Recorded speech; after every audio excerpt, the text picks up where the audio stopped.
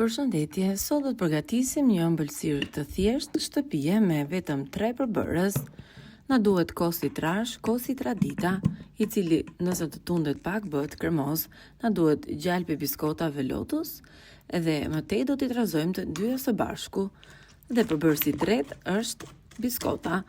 Pasi ta kemi përzier të gjithë përzierjen, do t'i vendosim biskotat në të, ashtu si që kemi bërë gjithmonë në shqiptarët, kosin me biskota që hanim kur ishin fëmijë.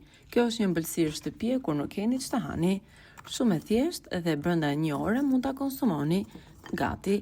Nëse përgatisni më parë akoma dhe më mirë, pasi e thithin lagështin dhe bëhen më kremoze, bëhet si një parfe frigoriferi. E vendosim me kapak hermetik në frigorifer dhe e lëm të pushoj të paktën një orë. Pas një ore, ëmbëlsirën do ta keni gati. Ose nëse konsumoni drek me mish, do të jetë një ëmbëlsirë pas dreke, shumë e thjeshtë dhe shumë e shpejtë kur nuk keni ç'të hani. Ja, siç e shikoni, dhe konsistenca është perfekte. Ka një shije fantastike.